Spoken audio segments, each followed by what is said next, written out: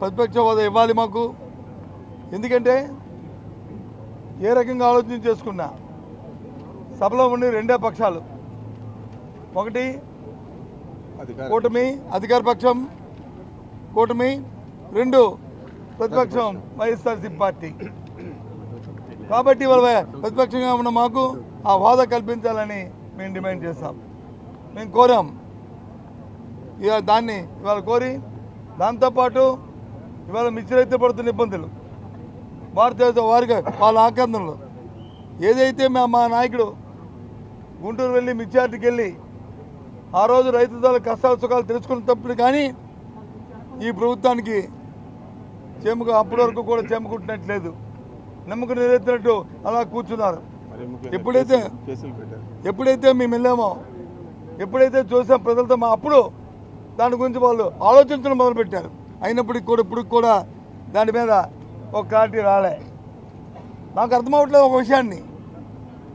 ఏమనంటే కేంద్రం కొనాలంటున్నారు, కేంద్ర సంస్థ మాట్లాడుతున్నాం అంటారు. మాట్లాడండి, కొనమని అడగండి, డిమాండ్ చేయండి, వస్తే సంతోషం, మీకు కూడా సంతోషపడతాం.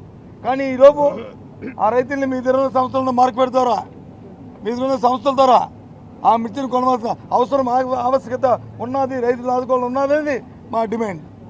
ఇవన్నీ చెప్పాలంటే, ఇవన్నీ మాట్లాడాలంటే, ఇవాళ శాసనసభలో మాట్లాడాలంటే మరి మా పార్టీకి ప్రతిపక్ష హోదా కావాలి.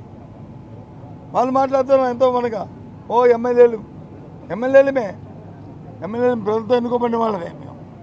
కాబట్టి అడుగుతున్నాం ఆ డిమాండ్ని. విచిరెత్తికి వెళ్తే అది ఇల్లీగల్ అని చెప్పి మా నాయకుడి మీద మా నాయకుల మీద కేసులు పెడతారు, అక్కడ కేసులు పెడతారు. మ్యూజికల్ నైట్లు చేసుకుంటే ప్రభుత్వం మొత్తం యంత్రాంగం అంతా కూడా మరి దాన్ని సహకరిస్తుంటుంది. దానికి ఎన్నికలు కూడా ఉండదు. ఇవన్నింటినీ రైతుల పట్ల మరి గొంతెత్తాలంటే ప్రతిపక్ష హోదా కావాలి, ప్రతిపక్షంగా గుర్తించాలి మా పార్టీని. అది మా డిమాండ్ అనేది ఇవాళ మేము ప్రత్యేకంగా చెప్పాం. అంతేకాదు ఎన్నో సమస్యలు ఉన్నాయి రాష్ట్రంలో. అంతానా సూపర్ 6 అన్నారు, సూపర్ 6 కాదు, సూపర్ 8 కాదు, సూపర్ 1 వరకు 1.5 వరకు వచ్చింది. ఏదైతే 3,000 రూపాయల పెన్షన్ ఉందో 4,000 ఇచ్చారు తప్ప ఏమి ఇచ్చారు చెప్పనండి. ఈ ప్రభుత్వం 9 నెలలు అయింది, ఇంకా కొత్త బడ్జెట్ని పెడుతున్నారు. ఏదో చెప్తున్నారు రేపు పెడతాం ఎల్లుండి ఇస్తామని ఆశలు చెంబెడతారు.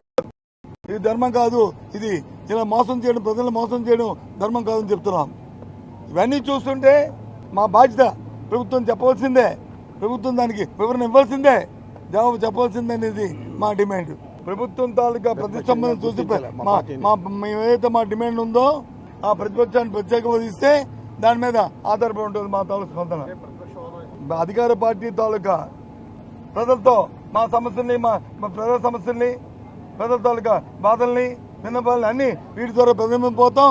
ఇంకా అవసరం ఉంటే క్షేత్రస్థాయిలో పోతాం, పోరాటాలు చేస్తాం, చొక్కా పుచ్చుకుని దాని వీధిలో నిలబెడతాం. మిర్చి ఫార్మర్స్ చెప్పగా మా డిమాండ్ మిర్చి ఫార్మర్స్కి మద్దతు ధర ప్రభుత్వం ప్రకటించాలి. ఆ మద్దతు ధరకి ప్రభుత్వమే కొనుగోలు చేయాలి, మార్కెట్ ఇంటర్వెన్షన్ జరగాలి. కేంద్రం ఎప్పుడో ఇస్తుందని ఎదురు చూడడం కాదు. అంతవరకు రైతులు వచ్చి ఉండలేరు, రైతులు ఆత్మహత్యలు చేసుకుంటున్నారు, ఇబ్బందులు పడుతున్నారు. దయచేసి ప్రభుత్వం ఆలోచన చేయాలి అనేది మా డిమాండ్.